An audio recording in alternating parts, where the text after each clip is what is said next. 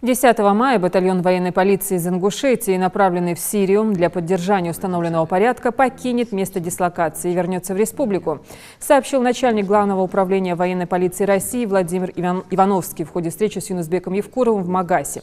Ивановский поблагодарил главу республики от имени руководства Министерства обороны страны и Управления военной полиции за помощь в подготовке батальона для выезда в Сирию.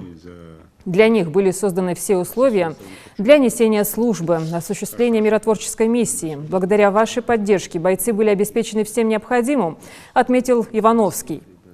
Глава республики поблагодарил руководство управления за тесное взаимодействие и помощь в выполнении поставленных задач подразделения Минобороны, дислоцирующихся в Ингушетии. Также на встрече Ивановский от имени руководства вручил Евкурову высшую ведомственную награду – медаль за вклад в укрепление правопорядка. Я искренне рад вас приветствовать в республике.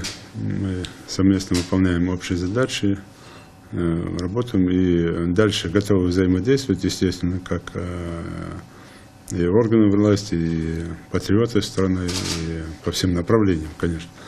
И готовы, опять же, участвовать во всех мероприятиях, которые проводят, в том числе ваше ведомство, и оказывать всемирную поддержку. Со своей стороны хочу еще раз вас поблагодарить за тесное взаимодействие, за совместную нашу работу и за внимание, в том числе и к нашим ребятам, ну и за то отношение, которое сегодня складывается между нашими ведомствами и то отношение, которое складывается в том числе нашими структурными подразделениями и вашими подчиненными.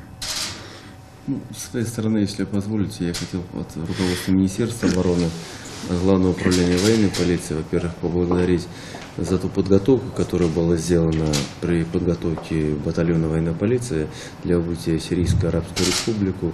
Поблагодарить вас то, что когда мы разместились там на новых, будем так говорить, фондах, что вы оказали помощь в обеспечении полностью этого батальона, начиная с стиральных машин, микроволновых печей.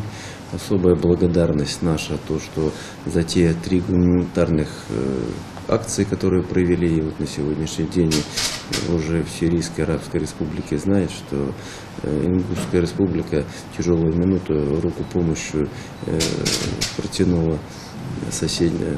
Поблагодарить за тех ребят, которых вот при проводении настроены на сегодняшний день, глаза горят, готовы выполнять любые задачи.